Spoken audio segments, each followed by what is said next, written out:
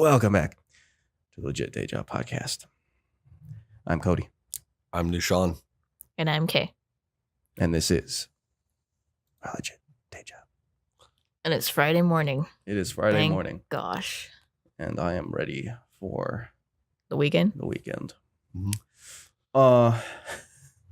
Just like I'm ready for later today. But before we can get to that, welcome back to Toho-thon. We are on day 13, I think.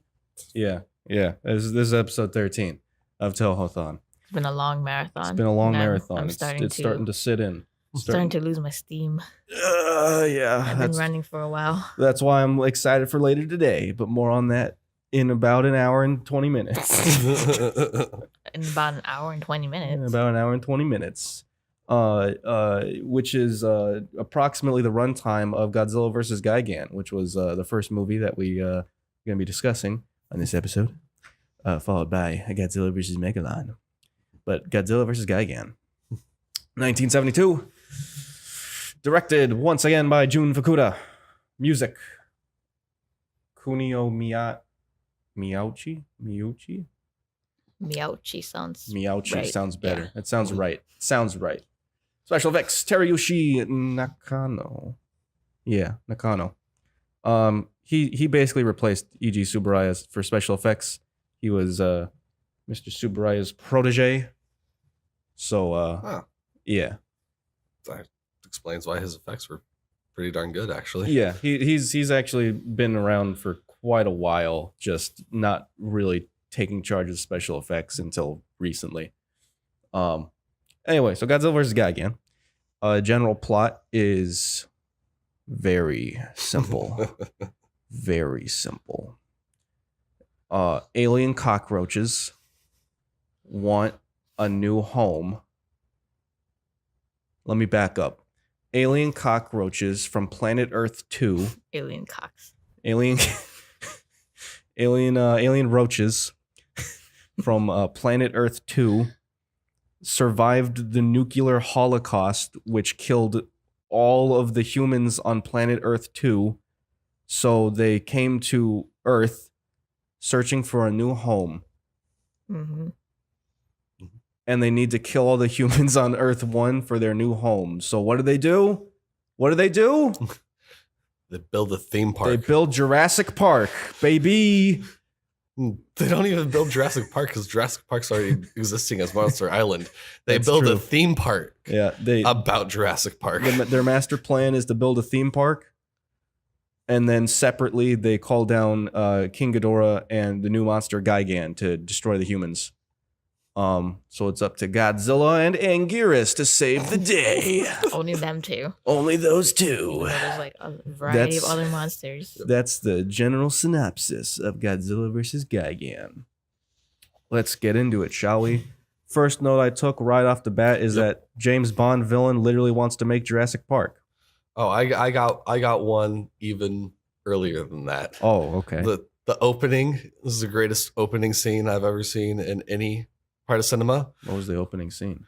Godzilla walks onto the screen, turns the camera, and blows the atomic breath at the audience. Was that this one? That was this one. Oh. Literally faces camera and atomic breaths. All right, very Audience. good. Very good. First 5 seconds of the movie. I don't even remember that. I was 10 out of 10. I was setting up my notes.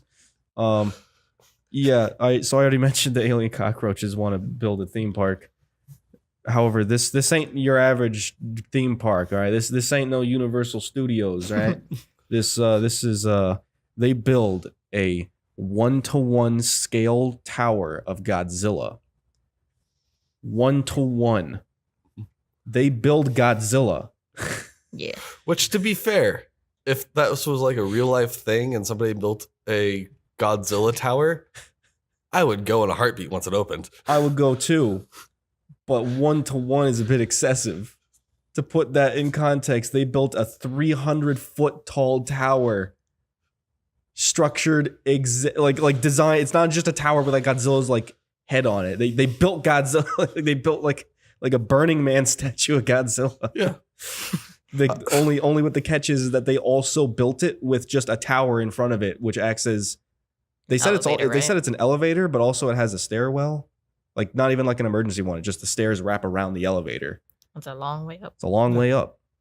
So So sometimes the elevator's got to get serviced, and people still got to get up and down. yeah. I feel like 300 feet though. Escalators might be a better option. Or shit, you just a pulley system. So that's the main attraction, and it's a children's theme park. That's what they're marketing it towards. Children's Land. Right? Yeah, Children Land or something to that degree is what they kept referring to it as. Yep. So right now they've only constructed the Tower of Godzilla, and they want to build 1-to-1 buildings of a lot of the other monsters as well as original monsters. So the James Bond villain, he hires a deadbeat mangaka to come in and design some of the worst looking monsters I've ever seen in my life. At least it's not a reporter. I give them that credit. It doesn't start off Yeah, there's with a no reporter. reporter or news. Yeah. Literally, one is designed after His homework, one, yeah. Well, and no. the other is designed One of them after strict mothers. Yeah, one of them is was it his sister or wife? I have no idea who she was. I'm gonna assume it's a sister. I'm gonna go with that. Because they're always sisters and It was brothers. Shakura or something like that, I and didn't. Momicon. The monster names, Yeah. something like it was that. like Shakira. Sugarmon, singer. Sugarmon, and Omnicron. Those are the two monster names. Sugarmon was, I think, the homework one. Yep. Wasn't based on homework. It was more specifically, stupidest thing I've ever heard. It was based on the children's fear of not turning in completed homework or something like that. Oh, I It was missed that. really stupid. It wasn't like designed after a piece of paper. It was No, it designed was like after striking the feelings or fear of something. God Yeah. in children who don't do their homework. That was Sugarmon. Omnicron. That was the one based off of his sister, because she's clearly a devil. Exact same outfit and everything. Yeah. he made just it a little obvious. he just took her face and slapped it on a fish body. That was basically the gave the fish body a nice skirt. That was basically the monster.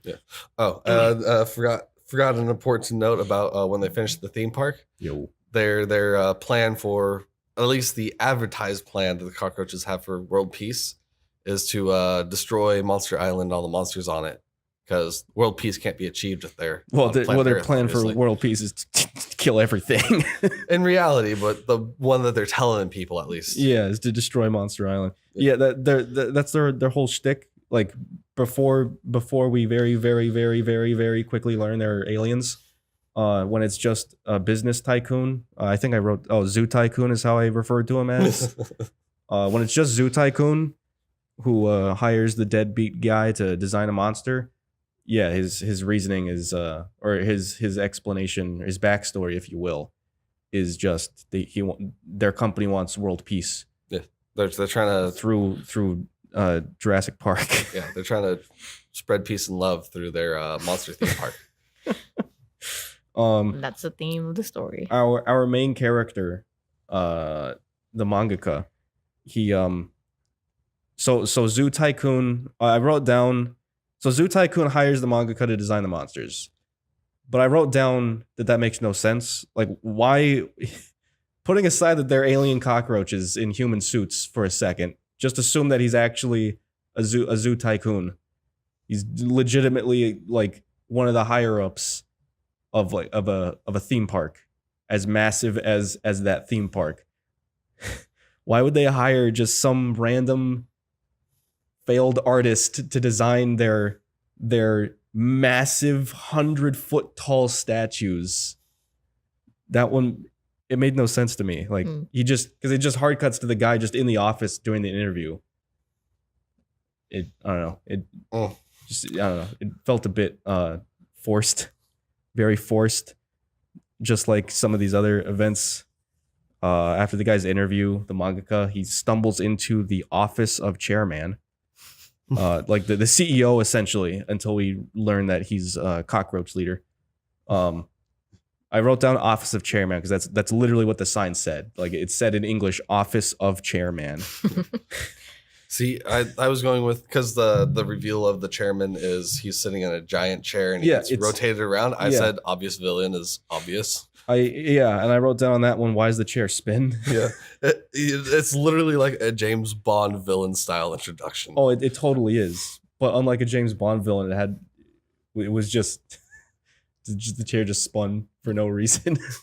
It's not like he was like, I've been waiting for you. It's not like he was like a James Bond villain waiting for James Bond. It was the CEO in a chair that just spun around when someone walked in. He must hate that. It goes back to normal. Yeah, he wasn't even controlling. It looked like he was just doing his work and the thing just did it on its own. So yeah, I'm sure that gets very annoying for him. No wonder he's shut off in his own office. Probably doesn't want anyone walking up to the chair. Let's see. So yeah, the mangaka gets a job, and this guy's an idiot. Everyone's an idiot, really. Yep. This is fair.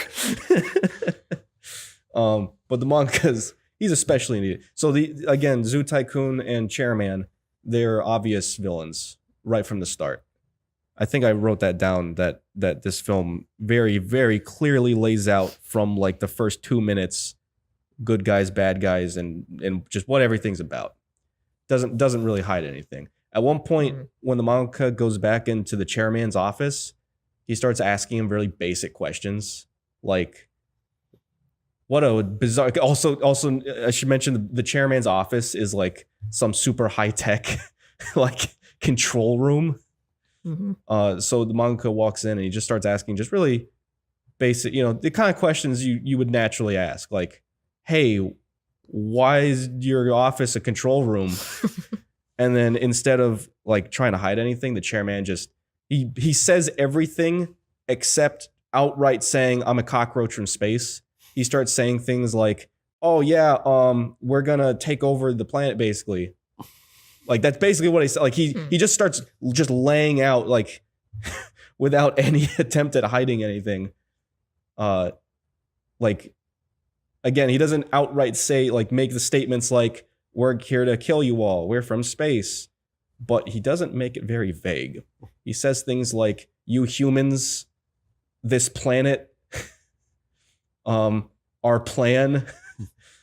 Zoo Tycoon walks in, and Chairman and the Zoo Tycoon start having a conversation just right in front of the mangaka, and they do the exact same thing. We're like, "Yeah, our plan is going according to, like, things are going according to our plan. Let's hurry up and summon the monsters," things like that. And the mangaka doesn't question a thing, just stands there, just stupid grin on his face, like, okay. Then he goes home and then he gets beat up by let's see, I wrote down he gets beat up by a girl in The Big Lebowski. You forgot something between. As he's exiting the office, he runs into girl. He runs into the girl, and the girl drops a cassette tape. Yeah, she drops she drops the Zoo Tycoon's hottest mixtape of 1972. Yep, she runs away, and the Zoo Tycoon comes out and is like, "Where did she go?" Yeah, he runs out with like 12 like goons who all look like hitmen, because they all like the Zoo Tycoon runs out. By the way, the Zoo Tycoon is in an orange suit, not a jumpsuit, an orange business suit. Yeah, so that's weird. But all of his goons are in like they look like part of the Yakuza. Like they run out and they're in black suits with shades. With shades. They got black ties, black shirts underneath. Yeah. So there's like a dozen and a half guys behind Zoo Tycoon. Zoo Tycoon runs out. He's like, "Where'd she go?" He aggressively grabs the mangaka, and he's like, "Where'd she go?" And the mangaka like points in the direction. Like everyone like just sprints over there. Like, yeah. And then he just walks off, and he just. And then he looks at the ground and is like, "Oh, hey, look, a mixtape." Yeah. Grabs it and just walks off. Doesn't, yeah. An idiot. Then he goes home, and then he rightfully gets beat up by that girl and her husband, the Big Lebowski. With a corn. With a corn, yeah. He has a... that's not her husband, it's her brother. No, it's her husband. Uncle Daddy. Yeah, the Big Lebowski has a corn on a cob, but it's wrapped in tinfoil. And this absolute idiot, the mangaka, he gets robbed basically by them because he thinks that Big Lebowski's holding a gun. And then he just faints. Yeah, he gets so scared he faints from corn on the cob. Yeah. And then he wakes up in his apartment with the hippies.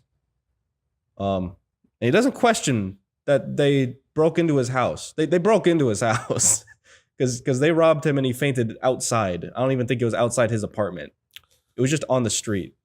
Oh wait, that was the mangaka's apartment? I thought it was the brother and the sister's apartment. No, that was his. Oh, I missed that completely. That was his apartment because it showed his apartment earlier with his sister, who just, I guess she just disappeared from the movie. He had like a bunch of his like drawings on the walls, and so when they wake back up in the apartment, all of his drawings are on the walls. So that's his apartment. He fainted, and they took him to his own apartment like a sweet couple, except they they clearly knew where he lived and they broke in, and he never questions it. Not only does he not question that, but he also doesn't question them at all because he wakes up and he doesn't immediately react like you might naturally react if you were basically kidnapped and your house was broken in by a couple of hippies. He just wakes up and he's like, "Who are you side characters?" And they just give their life story and he's like, "Okay, let's team up." And their life story was incredibly basic. It was basically a one-line, like offhanded remark, like our brother was kidnapped by the zoo tycoons. We have no evidence to support that. And the mangaka's like, "I believe you." And he starts investigating his own company. Poorly, I might add, but we can get to that. They go off onto this pseudo heist thing to investigate this this theme park. Anyways, something to get around to real quick is while they're talking about it, they bring back out the mixtape, and which is referred to as Action to Tape. Yeah. And they try to play it to figure out what's going on, and it cuts to Monster Island. Yep. And the monsters talk and with speech bubbles. And Godzilla. They like make these weird like banjo kazooie like wow wow wow wow sounds. What it's supposed to be is the speech tape like scratching, but it's still god awful. Yeah, it is. And then like manga style speech bubbles come out of their mouths to translate what they're saying. Yeah. Fun fact, in the English version, they just erase the speech bubbles and just have the monsters talk in English. Straight up. Honestly, that might have been a little better. Yeah, I kind of want to see that. It's still awful because, and this part's bizarre. So they get rid of the speech bubbles, right? They don't get rid of that god awful mixtape sound though. They just dub over it. So the monsters are still going, but then Godzilla's like over the stupid ass noise. Jesus, okay. It's.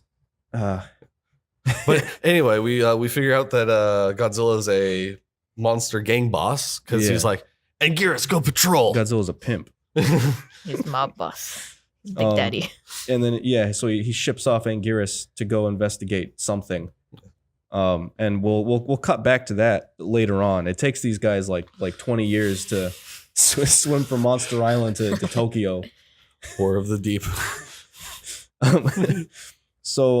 Anyway, let's see. Homeboy is kidnapped by the hippies. Oh, wait. Why did I write this down twice? Homeboy is kidnapped by hippie. Oh, I think I was just trying to process the chain of events. All right, so I'll just read just verbatim what I wrote down. So Homeboy is kidnapped by hippies, wakes up with them in his home, automatically trusts everything they say and do, and starts investigating his employer. Literally, who the fuck are these characters? That's exactly what I wrote down. Yeah, I think I was just trying to process the chain of events. Anyway, so they start investigating. So the Dukes of Hazzard roll up to a funeral service. It's not even a joke. I forgot about that. To investigate because that's right. How could I to elaborate on the Dukes of Hazzard rolling up to the funeral service?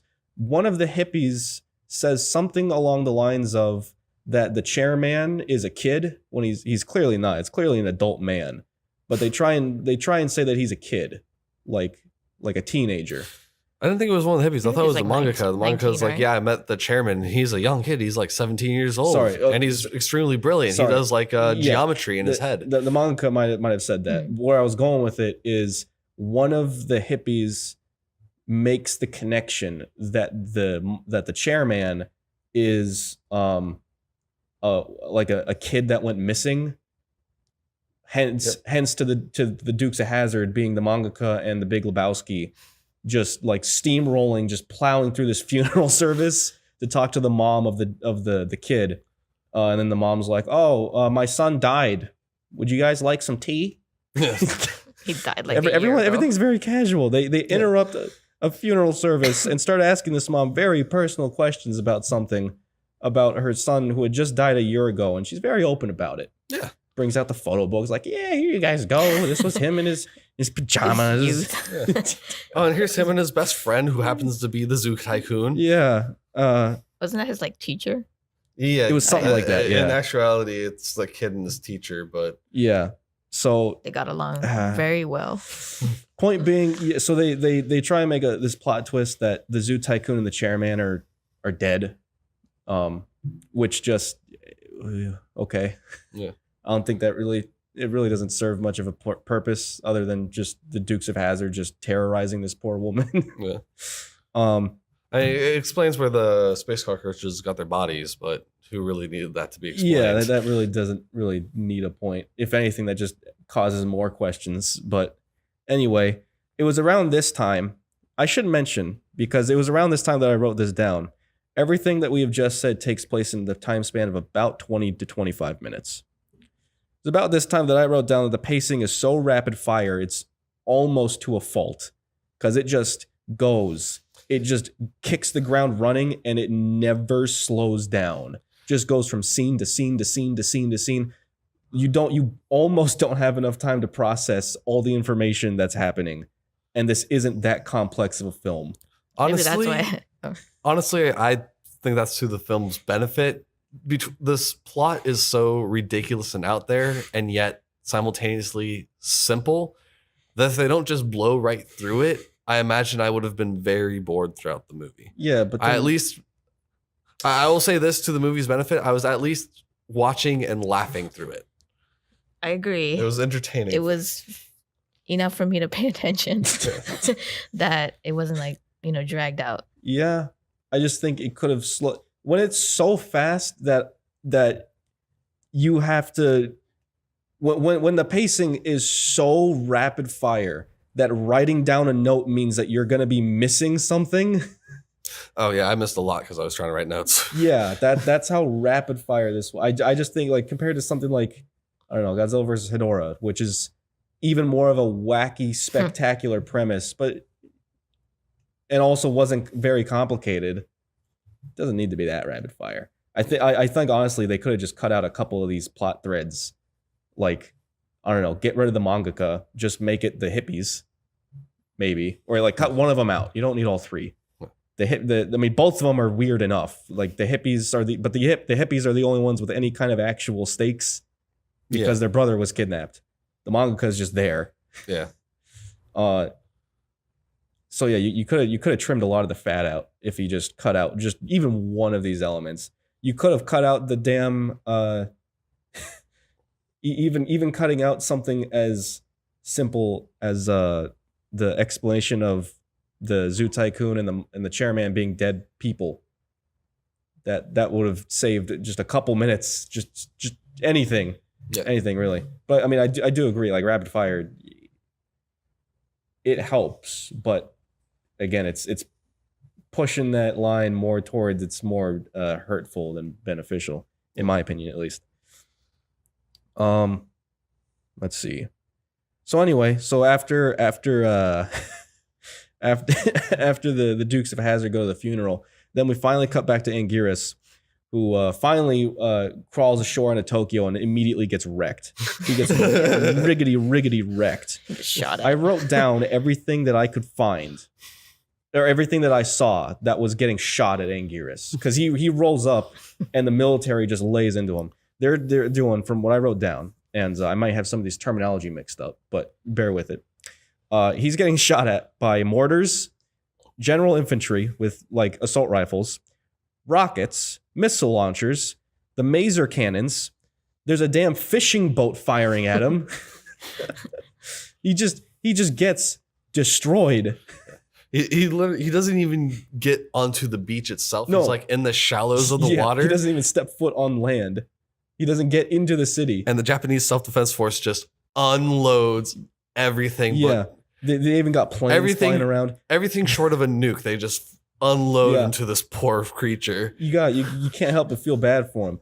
He doesn't even, he just turns around and just swims back to Monster Island after that. He just gets humiliated.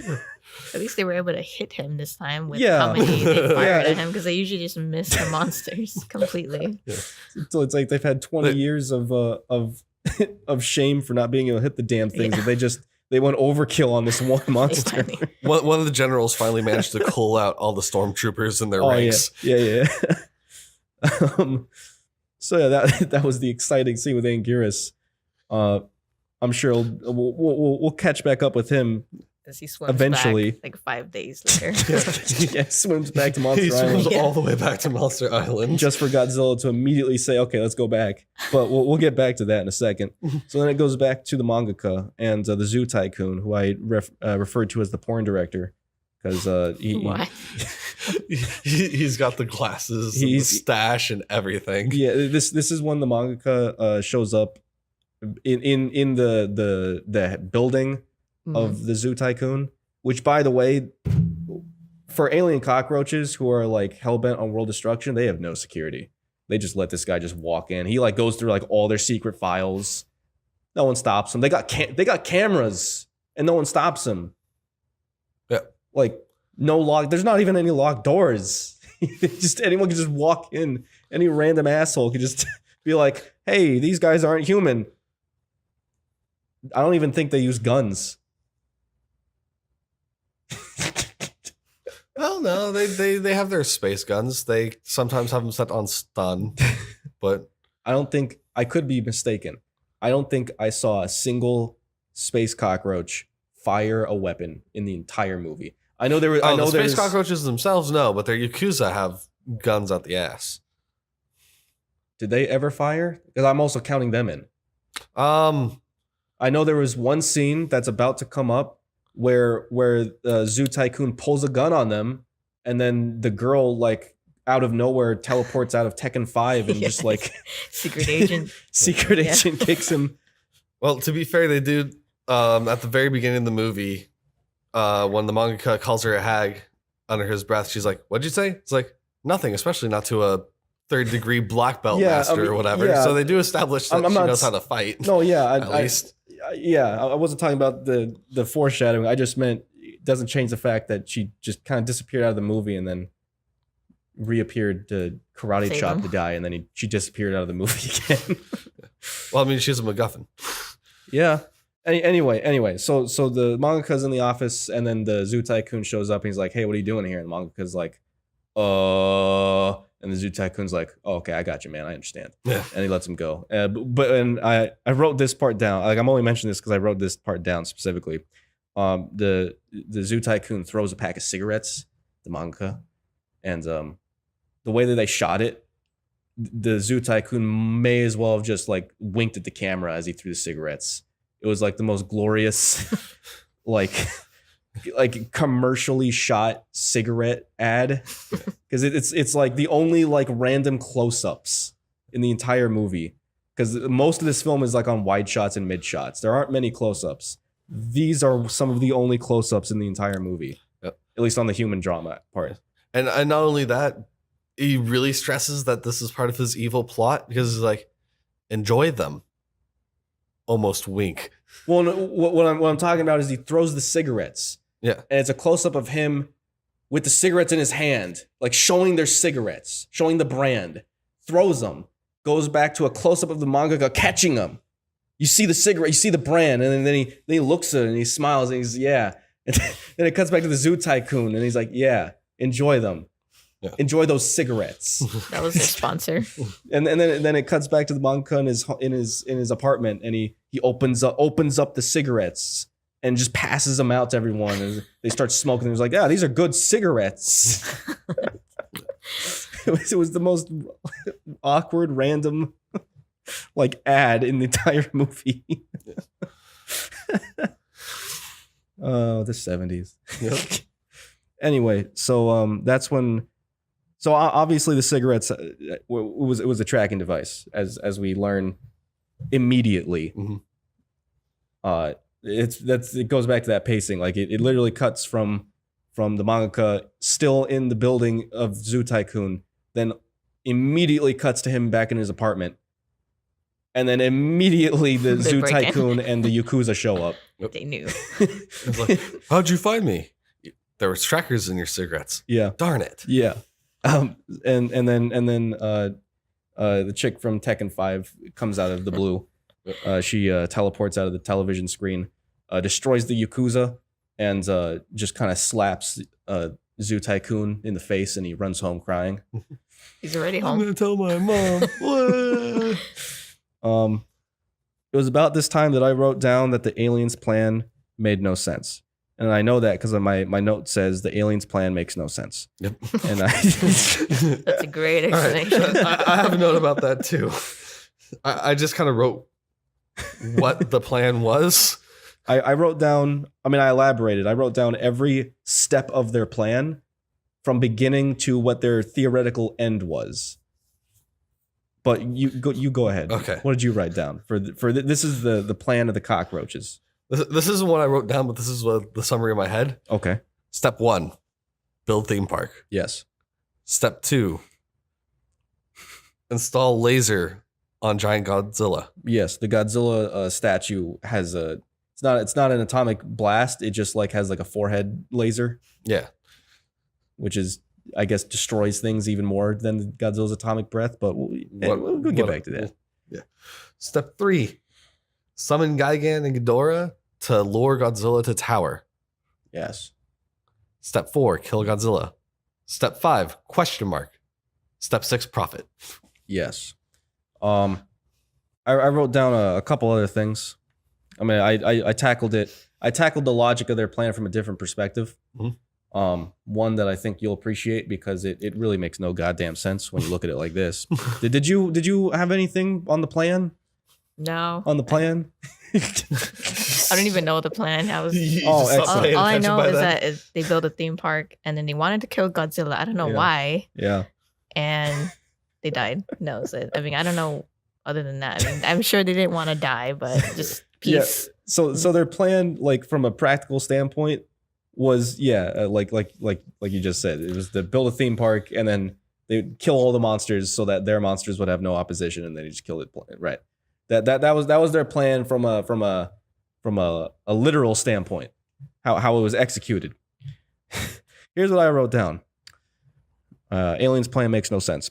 They want peace by killing humans. To achieve peace, they will use monsters. To use monsters, they need a mixtape. They need 2 mixtapes. They You have need- to have both of them. Yeah, King Ghidorah and Gigan are both under control by separate mixtapes. But anyway, it goes on. Because that right there makes no sense, but it goes on. Because then I started thinking about it. And I wrote down, why the actual fuck would they go through the effort of building a theme park if they just needed the mixtapes? Why not just build, I don't know, a recording studio and just make the mixtapes? Did they really need to spend the time and imagine how much time they spent planning and constructing that theme park, which had no point in their plan. They just needed the mixtape. The only reason they had that theme park there was so that Chairman could hide in Godzilla's forehead with mixtapes. But what I'm referring to, And the laser. You almost forgot the laser. okay, the laser is irrelevant. It's not like the Godzilla statue is mobile. Yeah. They don't need the Godzilla tower to kill Godzilla. They have 2 monsters. Gigan almost soloed both Godzilla and Anguirus. King Ghidorah just kind of stood there the entire fight.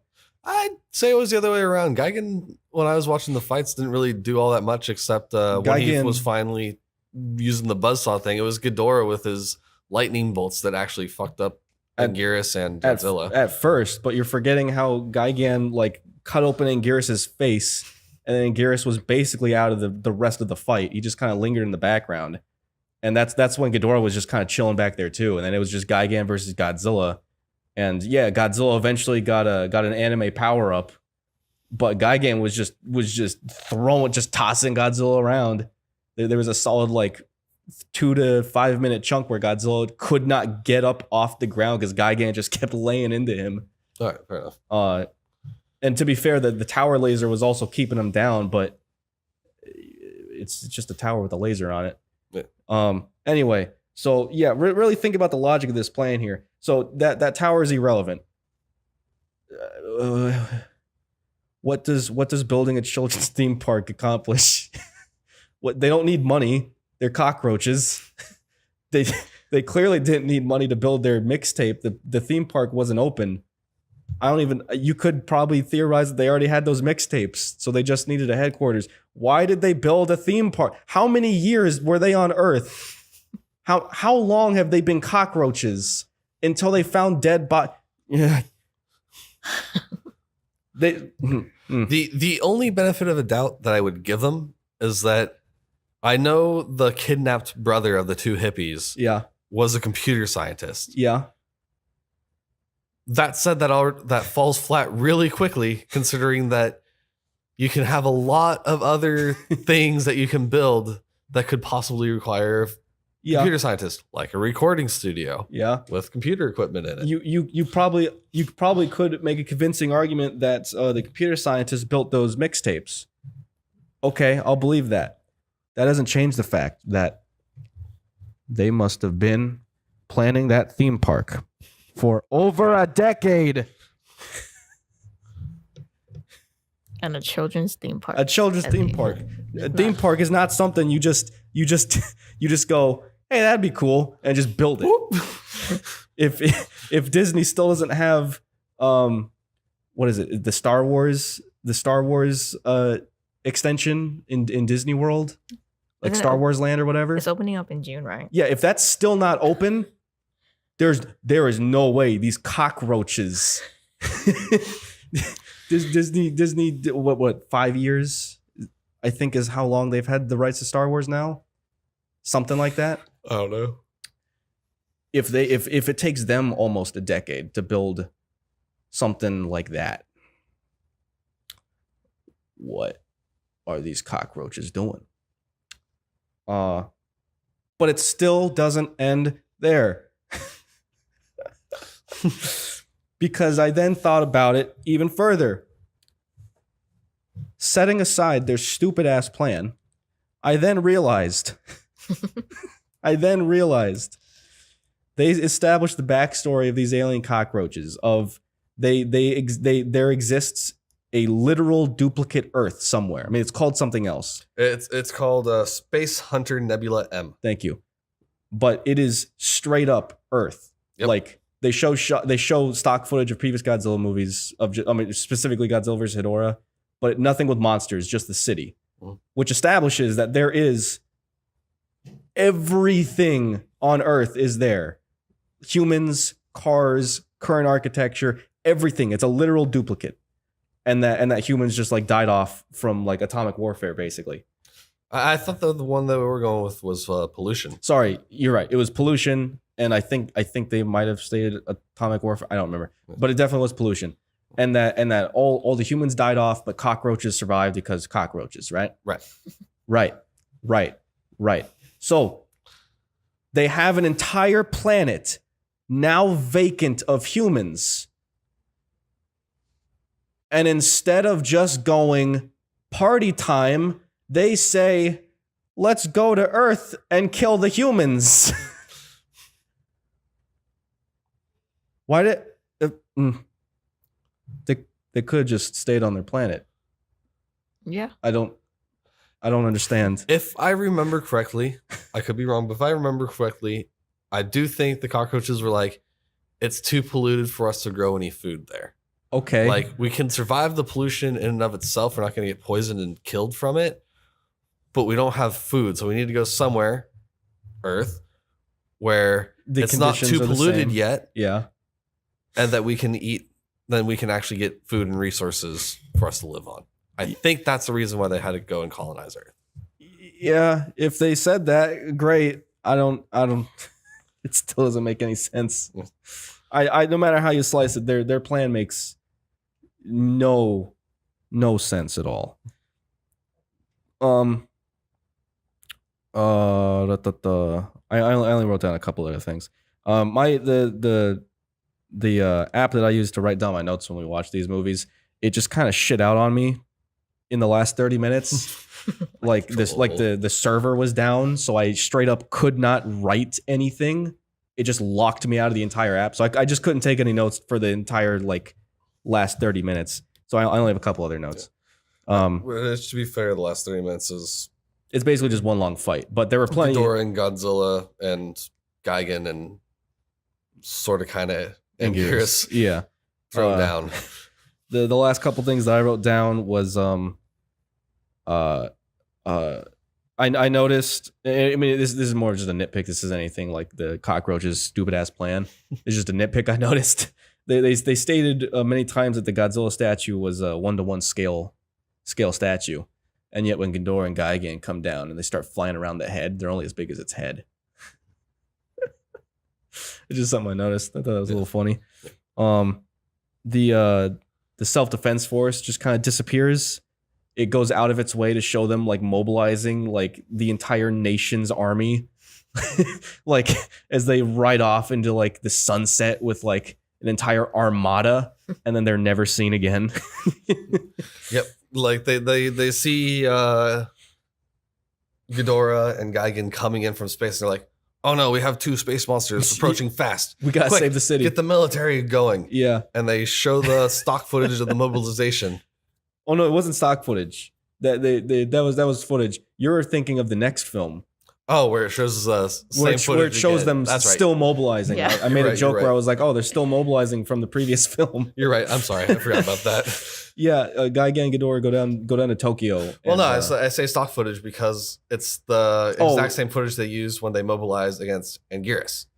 Oh yeah. So they play that exact same footage Yeah. twice within one movie. Well, there's a lot of new shots, but yeah, they do use a lot of stock footage in general in this. I noticed during the attack on Tokyo, at least 75% of that footage was stock footage. Oh yeah. Everything with Ghidorah was taken from Ghidorah's film, and then everything with Gigan, that was all new, obviously, but a lot of that was stock footage. Yeah. But yeah, so the SDF just kind of disappears. I did write down that finally the pyrotechnics have improved significantly to the point where they can now.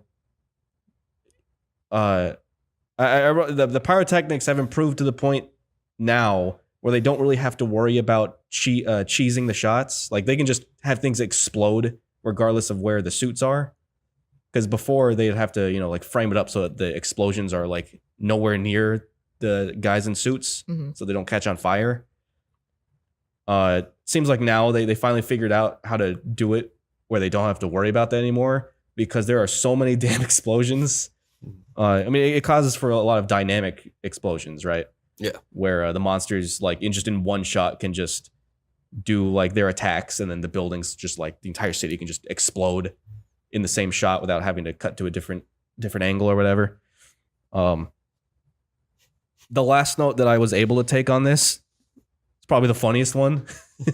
It's something else that I realized halfway through their siege on Tokyo, when it was just because the two of them just decimate the entire place, right? With explosions, something out of a Michael Bay film.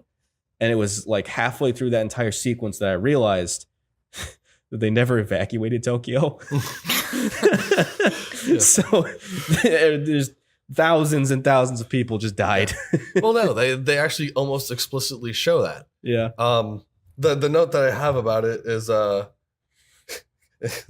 word for word is Gigan destroys dollhouse. Gigan is a dick to children. Oh, that's Yeah. right. The joke. That's but right. the actual prop was it was supposed to be two girls Yeah, it was- inside of yeah, like an it was supposed to apartment be two building, girls. and Gigan destroys the apartment building and kills the two girls. It cuts to like a shot. I mean, it was a cool looking shot outside the fact that those were clearly Barbie dolls. Yeah. It was like inside of like one of the prop houses and like in like a store or something like that.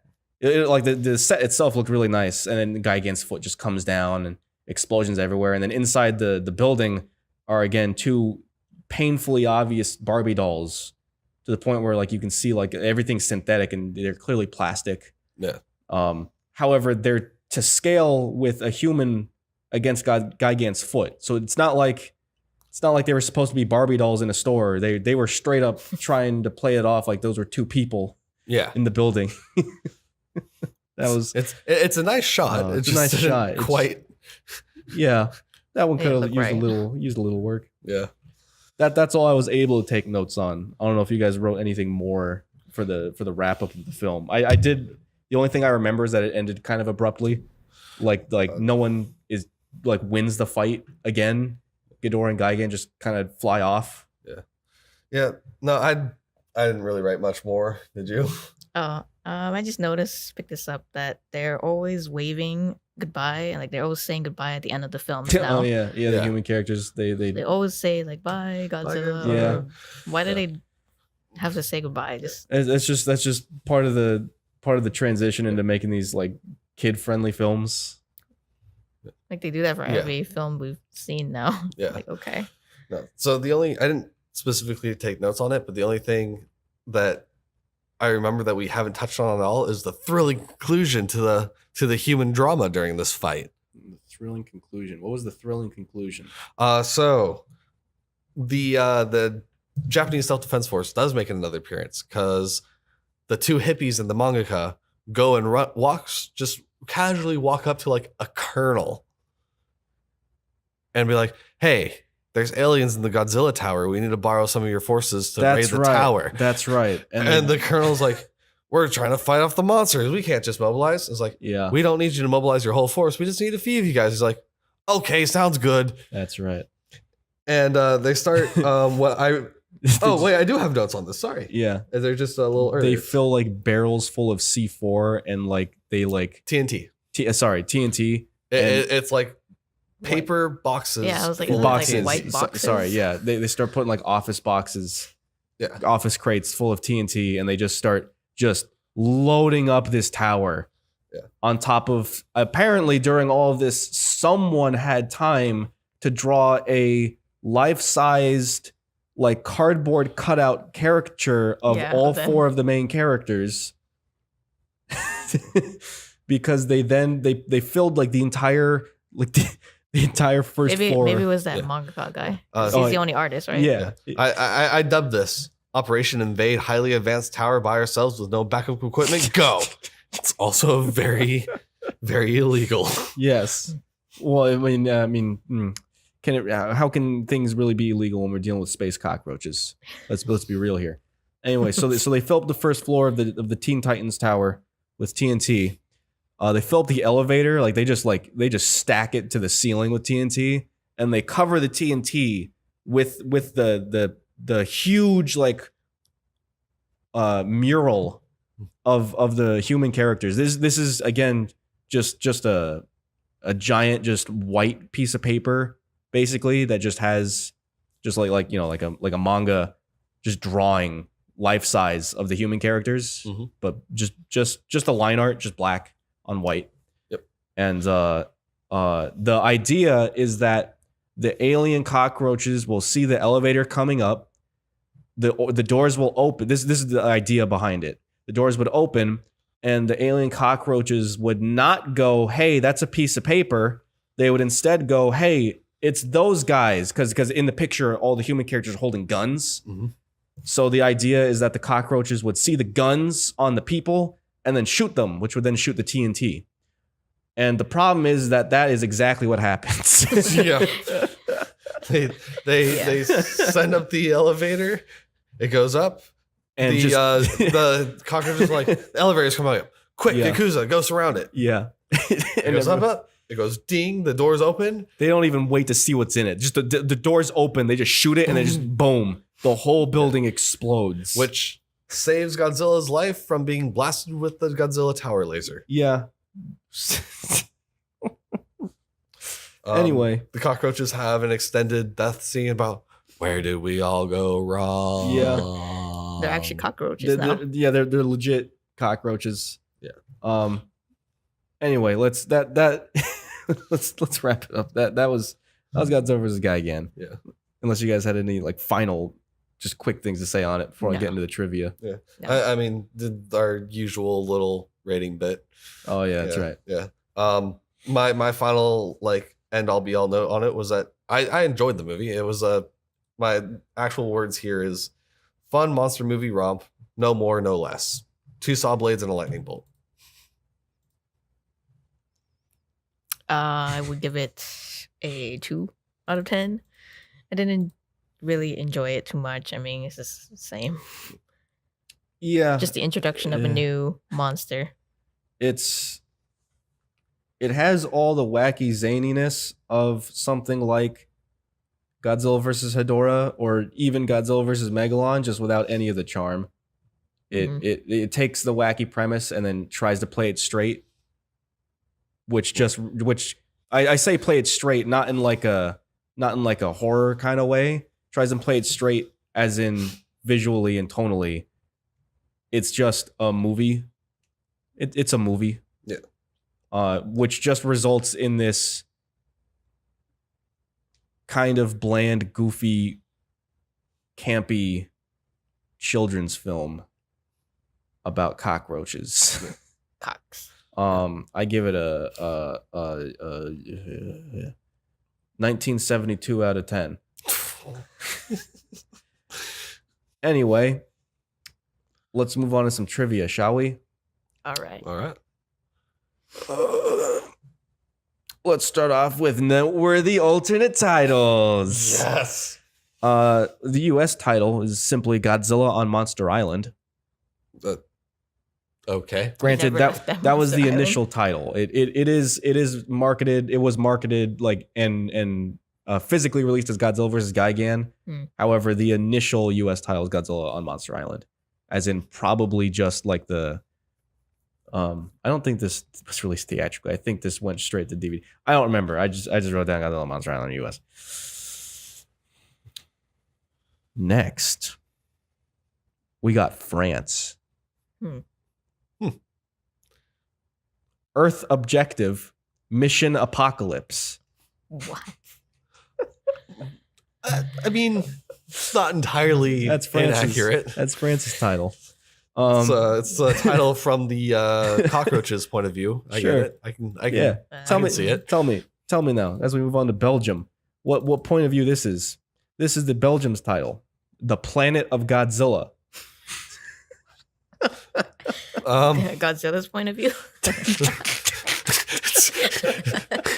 He's Earth's pimp. This is our town, scrub. And finally, can't forget Germany. Oh God. Here's Germany's title. Because I think we all know what one of the words is. Yeah. Yep. Frankenstein's Hell Brood. I don't know what it is with Hellbrood. what is it with Germany and Frankenstein? At least in the context of these movies. What the hell is a I don't Hellbrood? Yeah, what is that? understand. Whose Hellbrood is it? Frankenstein's.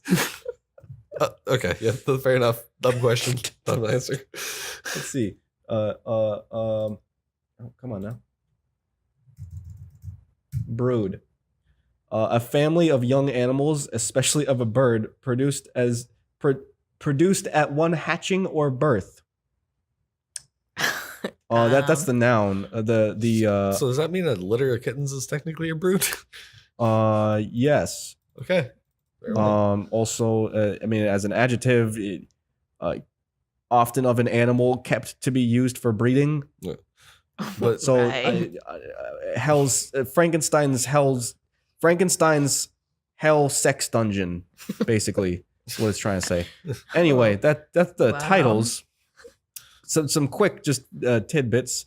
This is This movie it's really the beginning of the end, really, in a sense. Oh, never mind.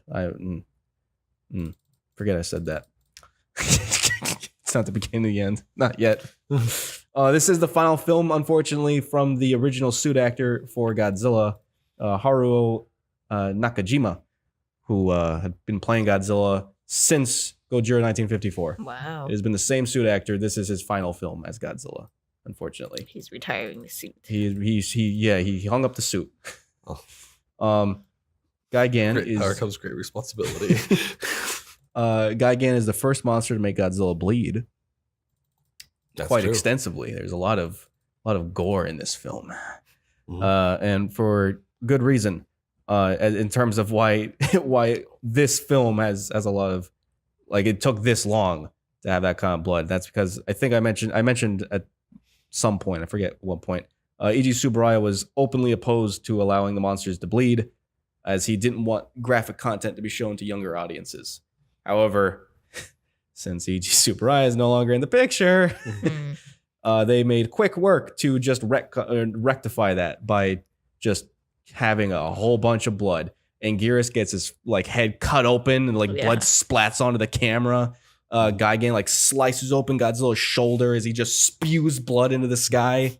It's all Blood vibrant nuts. red too, so there's no missing it. Everywhere. Gigan just repeatedly slams down, because Gigan has claws for hands, sharp talons. Little sickle hands. Yeah, so he just constantly, there's one part where he's just constantly just jabbing Godzilla in the forehead until his forehead starts bleeding and his entire face is just drenched in blood. Yeah, it's pretty graphic. There was an original draft of the script, which was titled Godzilla versus the Space Monsters Earth Defense Order. So close to Earth Defense Force. They keep teasing it. Godzilla versus the Space Monsters Earth Defense Order. In this original script, this is quite a doozy. All right, you ready for this? Original script featured an alien in the form of a giant brain. So it would have been a giant space brain, which can control King Ghidorah, Gigan, and Megalon. Megalon was originally supposed to appear in this one. So a giant space brain was going to come down to Earth, controlling King Ghidorah, Gigan, and Megalon to destroy Earth. The brain would install its being. It would just transfer its life force into a giant statue of an Inca god and just chill, basically. And Godzilla and Anguirus would team up to fight off all three monsters, King Ghidorah, Gigan, and Megalon. At some point during the fight, Gigan would destroy the statue of the Inca god, which then would start to bleed, and the statue would come to life and would ally itself with Godzilla and Anguirus, resulting in a 3v3. What a wacky premise. So when does Samus Aran come down to help defeat Mother Brain? That that draft was scrapped, and a new draft was created using similar ideas to that original script, except now it was titled The Return of King Ghidorah. And in this updated version, it would feature Godzilla, Rodan, and Varan teaming up to fight off King Ghidorah, Gigan, and a completely new monster called Mogu, which never shows up again. They just scrapped that whole concept as a whole. That obviously was scrapped, but according to reports, that script was very similar to the final movie that we watched. That's all I got on production notes for this film. Personal fun fact, I mentioned a long time ago that there was one film that traumatized me as a kid. That was this film. Really? That was this film. Yeah. This was the first Godzilla movie that I can remember ever watching, and it traumatized the ever-living shit out of me. I remember cowering behind a chair as specifically during Gigan's assault on the city. I remember this again. This was when I was like 2 or 3. I remember that just traumatized the shit out of me. I was cowering behind the chair, screaming for someone to change the movie.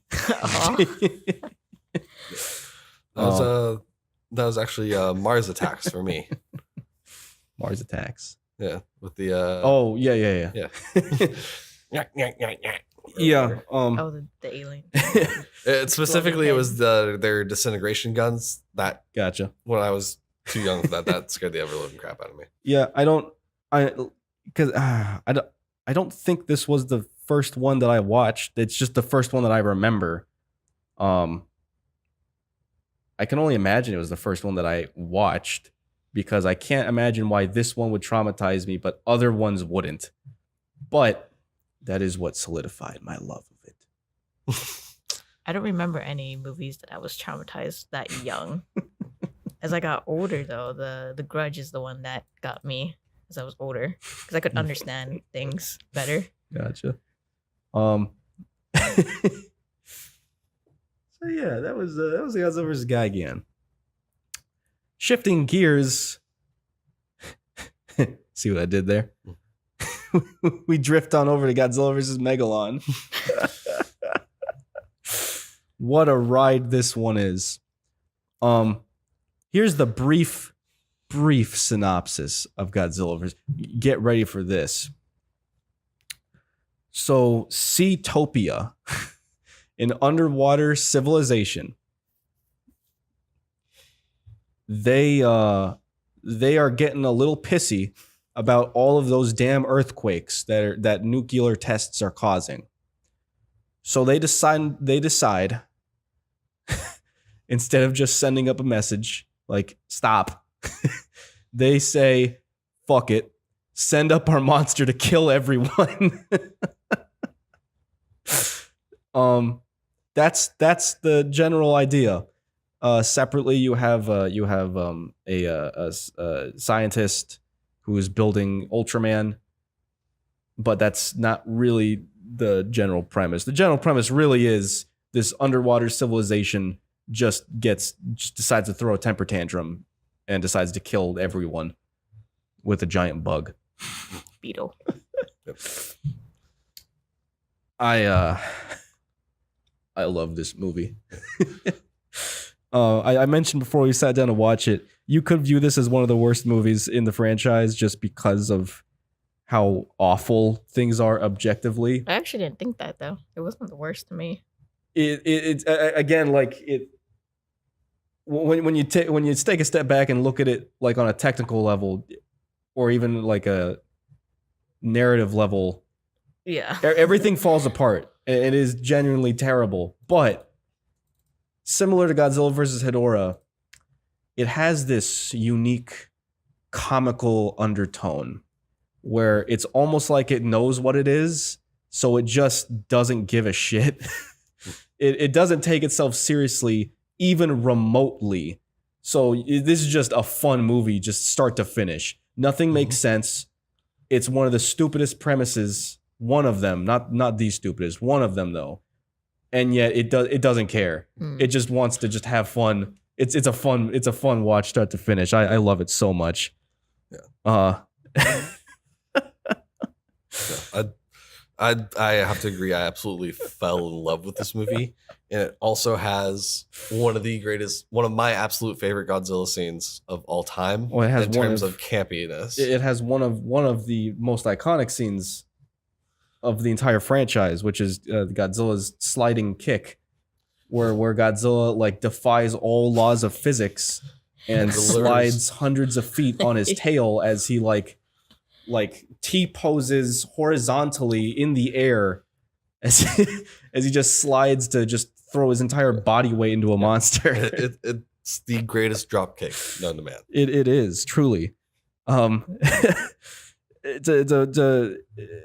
We kind of get into just how much it doesn't care.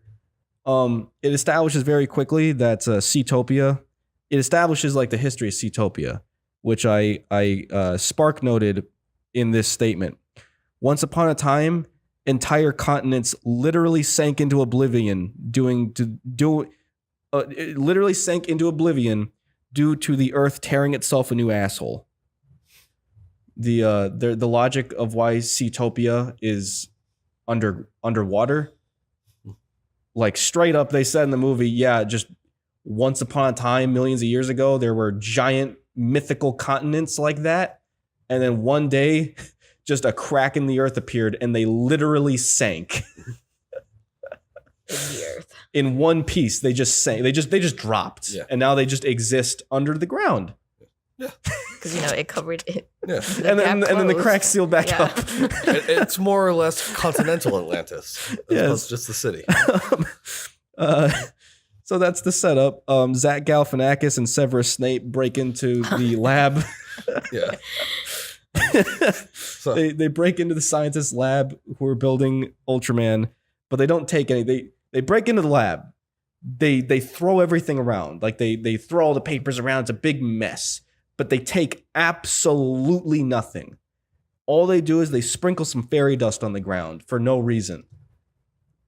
No reason. I think I do have actually a reason why they did that. Go for it. Go carry on, and I'll jump in. Okay. So Zach Galifianakis and Severus Snape. So they break in. They throw everything around. Ultraman's body is just standing there. They don't tamper with it. They don't do anything. They take nothing. They break in just for the sake of breaking in, and they sprinkle some fairy dust, which the scientist examines, and he goes, "Hey, that's red sand. Kind of like this red button we found. They must be connected." Yeah. Zach Galifianakis and Severus Snape. There's a little boy. I'm just brushing through this because the human stuff really is irrelevant. So that pops into because you're about to blow past it. The scientist and his buddy take the red sand and the button that was pulled off of one of the robbers' suits. Yeah. And after being like, oh yeah, this is red sand from Easter Island or whatever. Yeah. They decide the best thing to do with it is to install it into Ultraman. Is to create a circuit board out of the red sand. Yeah. And install it into their Ultraman. Yeah. Which then I'm pretty sure that's what allows Zach Galifianakis and who? Severus Snape. Severus Snape to eavesdrop on their conversations. Sure. I'll get into why that makes no sense in a bit, though. Yeah. That is the logical explanation of why they broke in and did absolutely nothing but drop red sand. It was, basically so they had a back door into hijacking Jet Jaguar later on in the film. But anyway, so just briefly, the human characters, it's the scientist, his brother, Initial D, and just some random little kid. The scientist is a scientist. Initial D is like a car driver. Yeah, he's a racer, and the kid is just an annoying kid. Thankfully, Zach Galifianakis and Severus Snape kidnap the kid.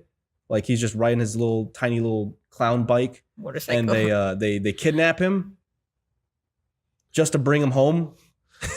They straight up kidnap him. Like they pull the car up right in front of him, open the door to force him to stop. One dude jumps out the back seat. They grab him and throw him in the back seat of the car. Then they just bring him home. Yeah. And they do that. They bring him home to use him as bait so that they can knock everyone else out. That makes no sense. Why would you need to kidnap the kid just knock him out? Just knock on the door. Just knock him out. Like what? It cuts back to Seatopia, which is ruled by Little Caesars and the KKK.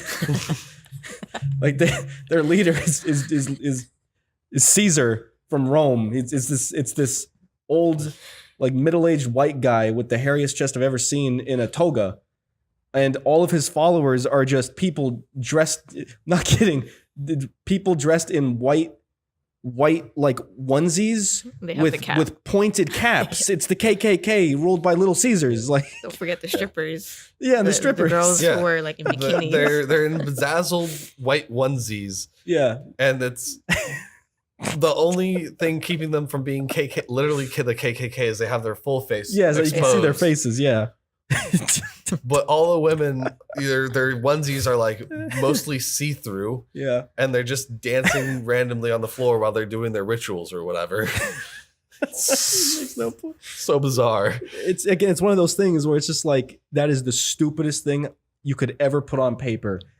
And it's amazing. It just works. And Little Caesars, by the way, the actor, I don't know whoever, he clearly does not want to be there. He clearly signed up for something else, showed up on set and realized what he got himself into. Because this guy, granted, he's dubbed over in Japanese, like a lot of these other films have been when there's an American actor, but he's clearly speaking English. Like, he is a white guy, an old white guy with a hairy bare chest.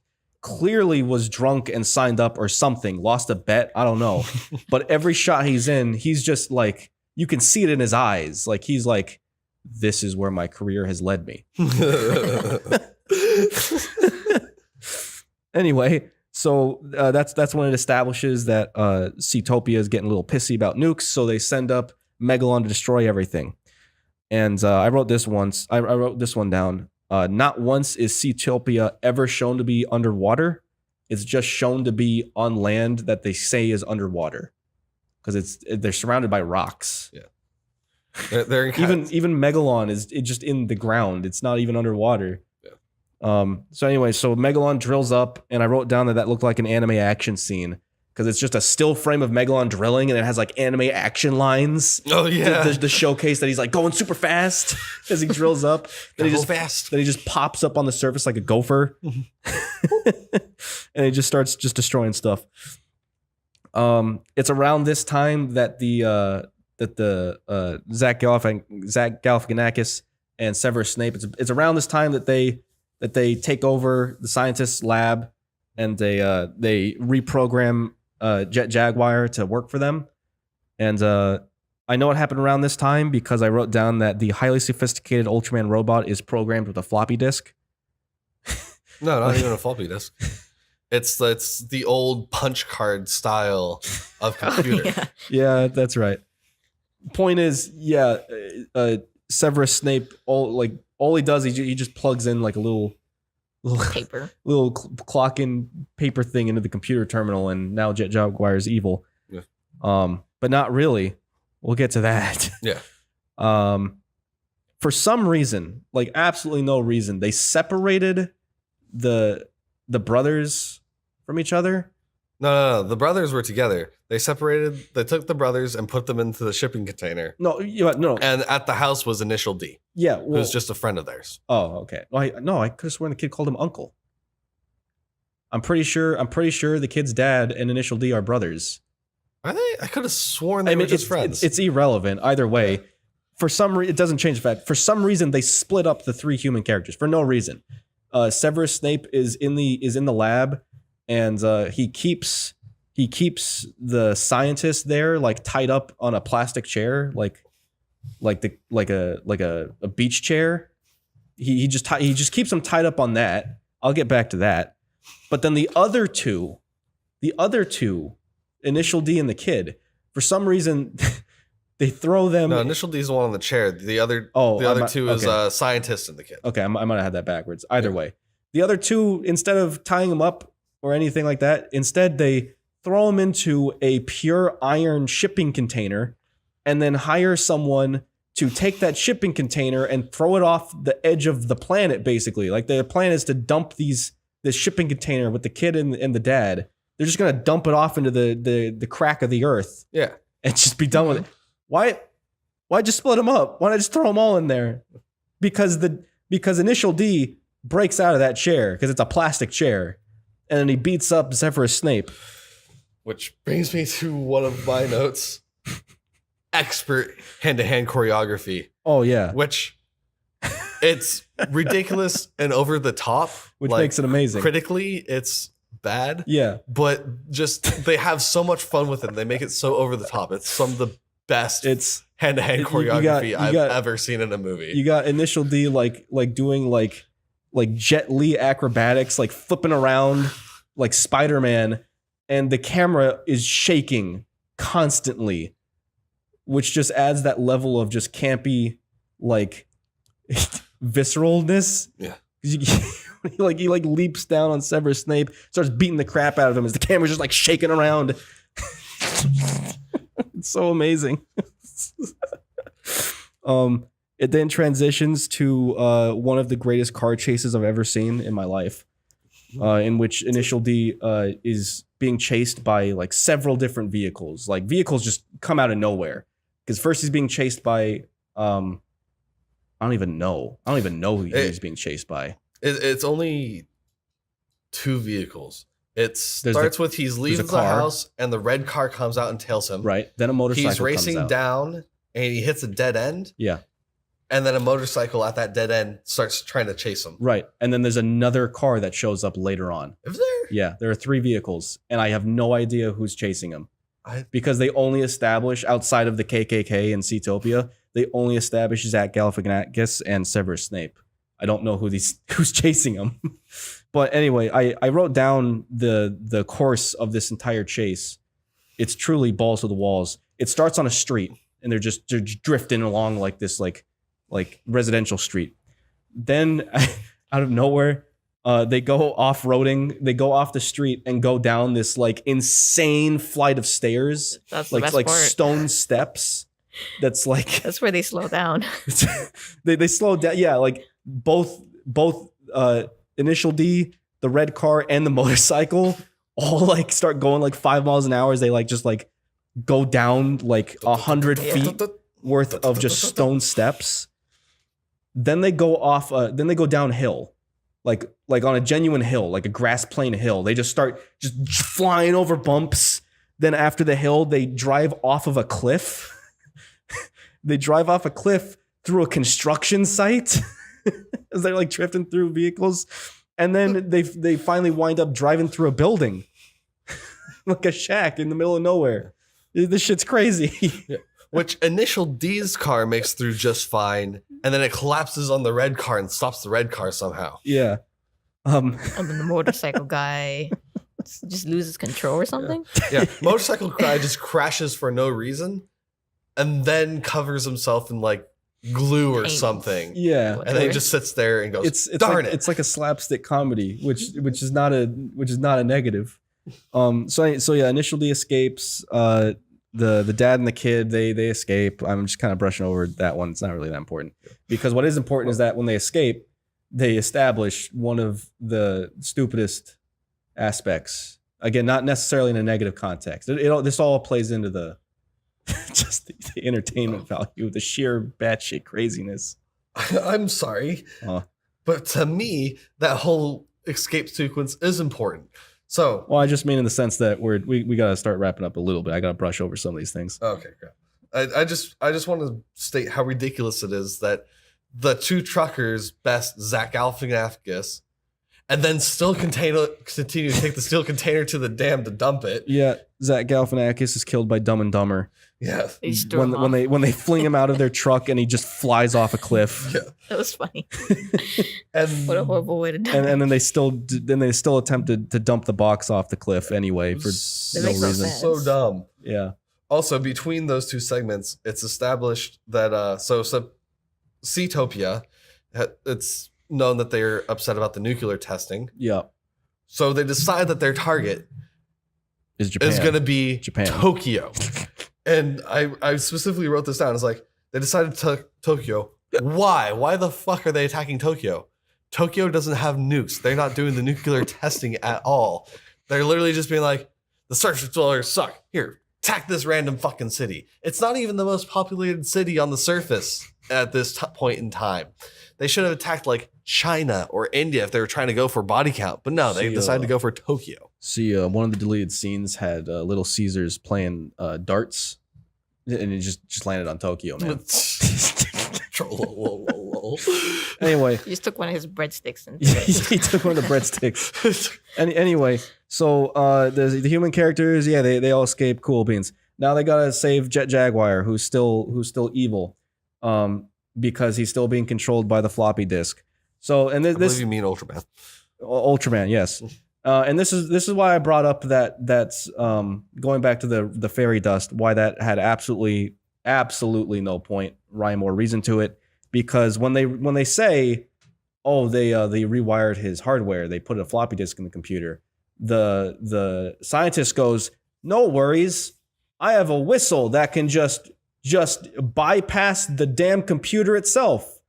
I have Siri right here on my necklace, which will just Ultraman will just, no matter what I say, no matter what it's programmed to do, he'll just obey this. Absolutely this. But only But only if it's in eyesight. Yeah. Mhm. I was like, I there's wrote only down one the flaw. exact quote Mhm. that they said verbatim, ultrasonic waves only work if we can see him. No. So the ultrasonic waves, they negate the computer. So, and this was funny. This is in the same exact scene. This is in the time span of 60 seconds from when they said ultrasonic waves only work if we can see him. Keep that in mind. Mhm. They established that. Their order to Jet Jaguar is to go get Godzilla off Monster Island. And Jet Jaguar obeys, flies off, breaks line of sight. By their logic, Jet Jaguar should now go back to destroying the city. Because they said that he only obeys if it's in sight, not that it overwrites his programming, just that they can basically just bypass the computer temporarily if they can see him. But okay. So they don't bring that back, which is why I say that the computer stuff was completely irrelevant and pointless, which makes Zach Galifianakis and Severus Snape breaking into their office irrelevant and pointless.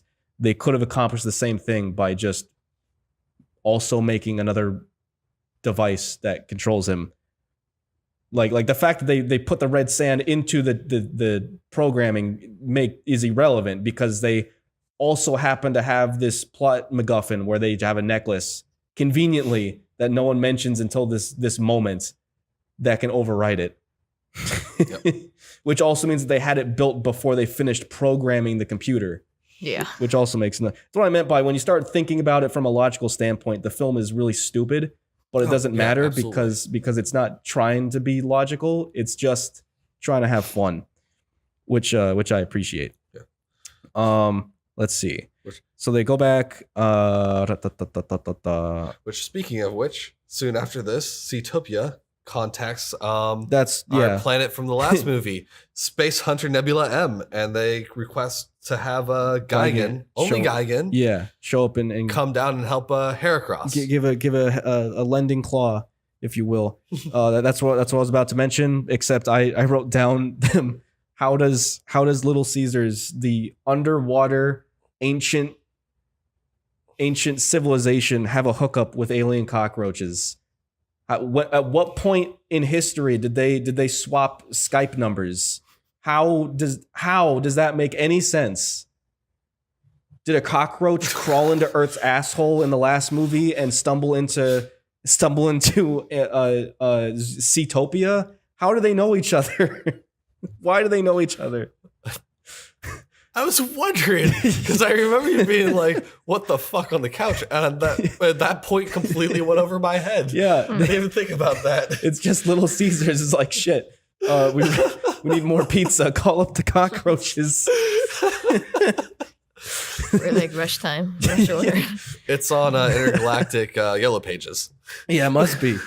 So, anyways, but that sets up the fight basically, which initially is just Godzilla versus Gigan, and Megalon, and Jet Jaguar, because initially Jet Jaguar is reprogrammed again to being evil. He doesn't fight Godzilla, but he doesn't help, if I remember correctly. No, he's helping Godzilla from the very beginning. Oh, I must be thinking of earlier then, before Godzilla shows up. No, so once Jet Jaguar is controlled by the whistle thing and goes and flies off and saves Godzilla and comes back. Right. The humans start kind of controlling with the whistle thing, and it's like, oh, for some reason, Jet Jaguar has developed his own will of his own, and now wants to help Godzilla protect. His now brain. all of a sudden, and they said something really stupid, but not in a negative. Again, like everything that normally would be negative is a positive in this scenario. So when I say it's really stupid, I mean that in a good way. It's like his brain got feelings or something. No, they said something very specific, and it was really stupid. They said something along the lines of, because when they were like, he grew a will of his own, someone said, well, how'd that happen? And someone, it had to have been the kid, because it's something so stupid, only a kid could say it. It was something like, he must have been jogging long enough to get a will or something like that. Oh, yeah, running in his, like, during his run time. It made no sense. I was like, what? Shut up. While he was running or something. Because I remember you saying, like, exercising. Like running a marathon. Just out of nowhere. They're like, exercise, kids, because you'll gain a conscience. I don't know. That's so, right. So now even the MacGuffin whistle is irrelevant because now Jet Jaguar is just good on his own merit. Yeah. And cannot now his own free will overrides the override of his programming. Yeah. So that's there's that. Yeah. So anyway, so then it gets to the fight, which is Megalon and Gigan versus Godzilla and Jet Jaguar. It's a pretty standard fight up until a certain point. I just wrote down just the highlights of the fight, such as the volleyball Mark III. Which remind me again what volleyball, because I just wrote down volleyball Mark III, but there is so much in that fight I forget what the volleyball section was. It's where Heracross and Gigan. This is before Godzilla actually comes on. It's the two of them are tag teaming against Jet Jaguar because Godzilla decides goes from David Hasselhoffing motorboat from Monster Island to the shoreline, and decides just like take a breather in the middle, I guess. Yeah, Jet Jaguar flies ahead, and so he's soloing Gigan and Megalon. Heracross, and he gets like knocked down. He starts getting the crap beat out of him. I think Gigan picks him up, throws him over the Heracross, and Heracross that's right hits him up. Back to Gigan. Gigan like spikes him back to Heracross, and they go back and forth like 3 times before letting him land back on the ground. We've transitioned from going back and forth from rocks to now we're just playing volleyball with the monsters themselves. So yeah, they just wreck Jet Jaguar, and then Godzilla walks up with the black belt tied around his forehead and just starts going Mr. Miyagi on them. It was amazing. Out of nowhere, Godzilla just starts like an omnipotent being. Gigan will walk up behind him. Godzilla will just backslide him and just like Gigan will go flying like 100 feet back. It was amazing. Judo chop. He was taking him out with judo chops and like he was one shot killing everything. It was awesome until he stopped doing that because I don't know. Maybe he got tired. He needed to let them have a little bit of a fair fight. He was wrecking them a little too hard. It's like in a JRPG when it allows you to craft like materials to prep for the boss fight. He did that, and then it just ran out before the end of the fight because at that point, then both him and Jet Jaguar started getting wrecked. Yeah. Well, they need to slow down so that way Jet Jaguar could feel like he could do something. That's true. Second. That's true. Because like 2 minutes later, he gets his fucking black belt karate moves back again. Kind of, not to the same extent. But they do eventually turn the tides again and start wrecking everyone. I wrote down that they wreck Gigan. Megalon doesn't really get wrecked. I did write down that Megalon wrecks himself. Megalon's on the ground and he shoots a bomb up in like he tries to bomb Godzilla's face, but he shoots the bomb. It bounces off of Godzilla doesn't even react. It just bounces off Godzilla's head and goes right back into Megalon's mouth and it explodes. Right. I totally forgot. But Godzilla has no reaction to any of this. He's just standing there, it just bounces off his forehead comically, and then just lands right back into Megalon's throat and it explodes, and Godzilla just walks off. I totally forgot. And this is where you have the scene of Godzilla and Jet Jaguar are like, they get their butts kicked. They're like thrown onto a mountain together. Yeah. And then they're standing side by side in a ring of fire. Keeps on using the lightning bolt at them to keep them put. Yeah. While Megalon uses he bombs like a ring of fire around them to like keep them together. And Godzilla piggybacks onto Jet Jaguar. And Jet Jaguar flies him out of the ring of fire. And the other two are like, what? Nani? Like they don't have voice lines, but you can just see the reaction on two monsters' faces like, Nani? Yeah. As Godzilla and Jet Jaguar are like surrounded by the ring of fire, they're like trapped. Which, by the way, this ring of fire is like hundreds of feet long. Like it's not like they're being closed in. They're just in an arena of fire, and they act like they have nowhere to go. So while they're doing that, Gigan and Megalon, they're like jumping and like clapping, like yeah. So when they fly away, they just like stop and they just trying to look, and they look so confused. If they would have had human expressions, they would have been the equivalent of the Pikachu meme. That's basically what their expression was. But anyway, so yeah, Megalon wrecks himself and just kind of stun locks out of the fight. which then allows Godzilla and Jet Jaguar to wombo combo wreck Gigan, where Jet Jaguar out of nowhere breaks Gigan's arms, throws them in the air, and Godzilla just destroys them in the air by like just lights them up. Yeah, I think it was an atomic breath. Just boom, and then that kills Gigan. Gigan dies. Megalon, and then they do the infamous sliding kick on Megalon like 3 times. Then Godzilla picks up Megalon by the tail and just starts whipping him around like the Hulk in the Avengers. He hulks. And then Megalon just runs away like a little bitch. Yeah. Just like the Seatopia is like, all right, close up the crack quick before Godzilla comes down here and wrecks us. So like the crack's like closing and Megalon just flies in there and just dips out before the crack like is like caved in. And that was the end of the fight. But that wasn't the end of the movie, because then it closes off with the greatest thing ever. All right. Jet Jaguar's theme song. I was like, what? That's everything I had for the movie. I genuinely love this movie. It's so unbearably stupid, but it knows it. Yeah. So it just goes for it, and it pulls it off.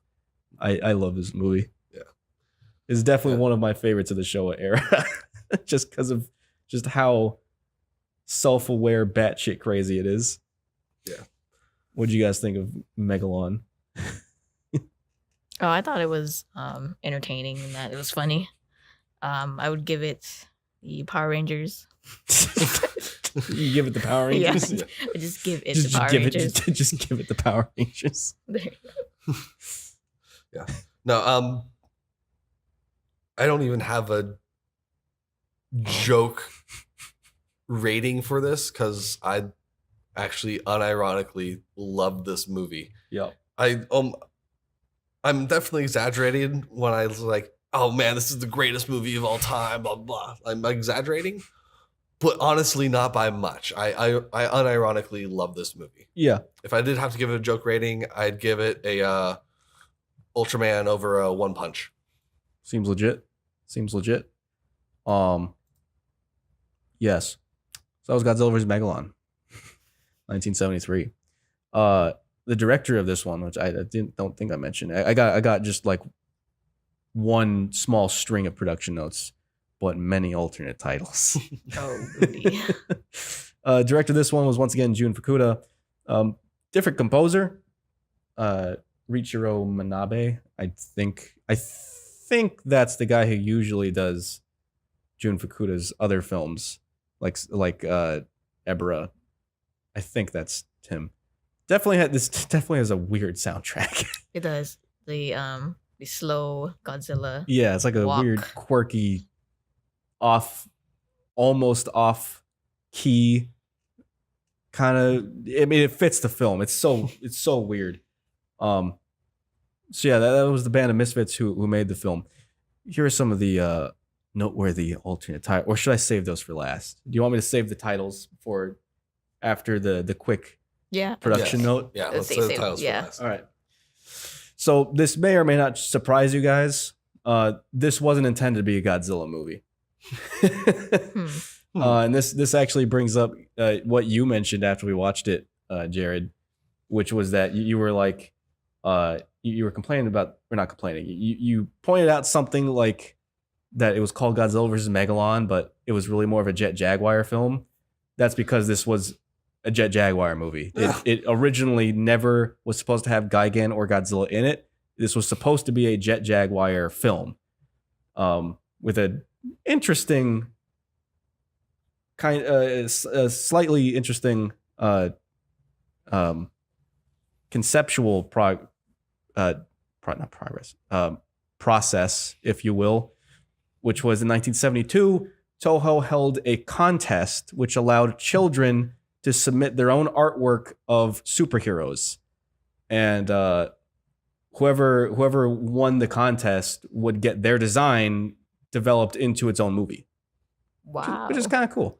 So the winning design, which was the winning design, was a robot that the kid named Jet Alone, which Toho it was then adapted into Jet Jaguar. Obviously, the design was heavily inspired by Ultraman. I don't know, like I haven't seen the design. I don't think that's been released. I don't know, it was 1972.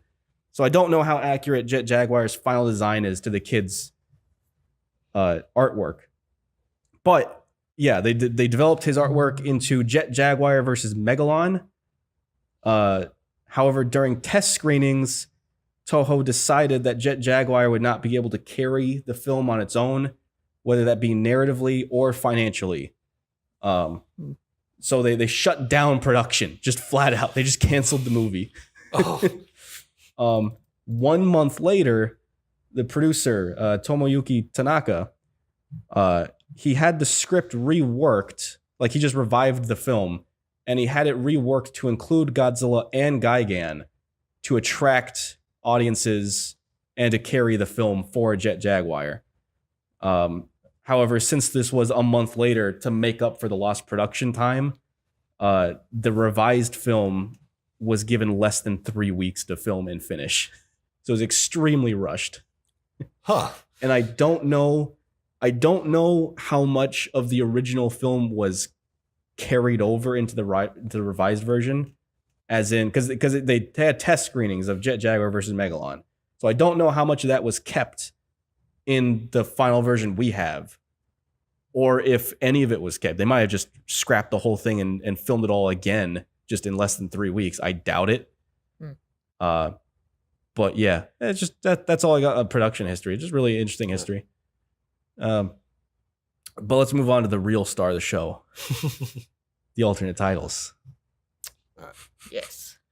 This has some of the weirdest, most nonsensical lineup of titles I've ever heard for like comparatively speaking to the actual source, right?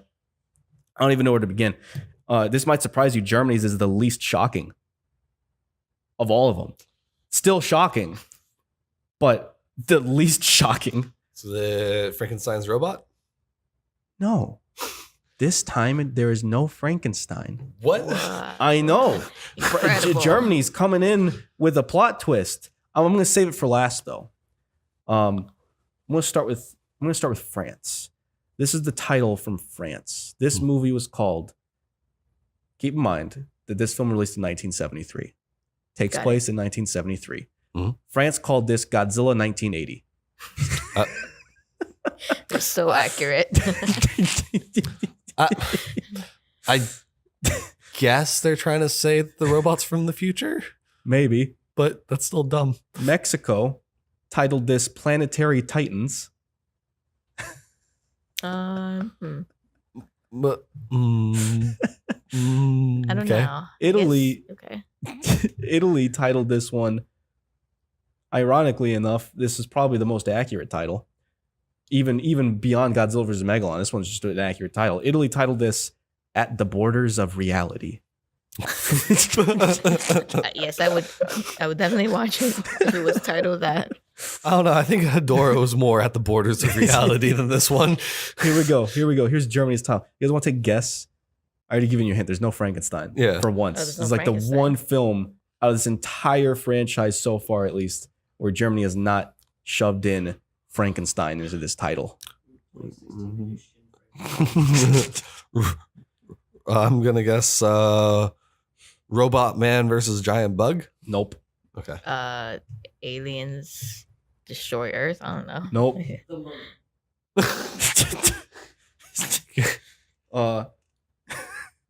Are you shitting? No. Germany's title. King Kong, Demons from Outer Space. Oh None of them my I guess gosh. Gigan's from outer space, but what the hell? Seriously. Of all King films. Kong. Of all films. Three of the four monsters are from Earth, and none of them are King Kong. But that's not even as nonsensical as Spain's title. Oh God. You will never be able to guess it. So there's no point in even bothering. Spain called this film Gorgo and Superman Meet in Tokyo. What? Who's Gorgo? Gorgo and Superman Meet in Tokyo.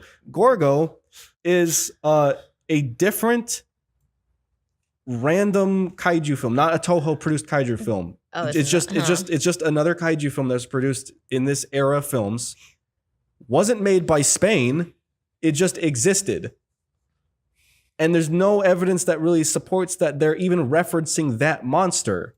Just that it was called just Gorgo and Superman meet in Tokyo. There's absolutely no reason, like there's no historical reason for why they named it this. There's a misconception, like a myth that just kind of spiraled into what everyone believed was true, but it's been debunked officially. So this isn't the official reason, but what most people, like for years, what most people believed to be the truth was that Spain had a alternate cut or like an alternate dub, which explained that Jet Jaguar was Superman in a robot costume, and that Godzilla was Gorgo. Again, I don't know if that's referencing the Solo film or not, but that was the misconception, the misunderstanding was that Spain called it that because they were under the impression that it was Superman in a robot costume. But that's not even the case. Like that's not why they called it. That's just what people misunderstood as the reasoning. The real reason they called it is that there is no reason. They just called it. So it's a case of drafts then. What's your case of what? A case of drafts. Giraffes? Sheer fucking oversight. Yes, basically. Yeah. I mean, props on Spain for outdoing Germany for once, because Germany gave it a run for its money. King Kong, Demons from Outer Space. How could you possibly top that? Oh, I know. You're throwing Superman meeting in Tokyo. Yeah. So right. that's gonna. I think it's about to. That's about. It's gonna. Well, I can't talk. Megalon's got my brain in a jumble. That's going to be it for this episode.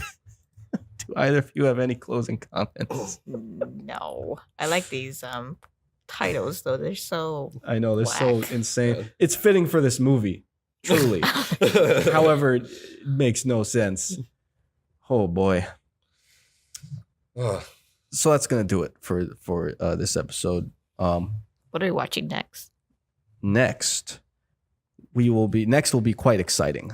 The next films we will be watching are genuinely some of the best out of the Showa era, as well as the final ones in the Showa era. We will be finally concluding the Showa era.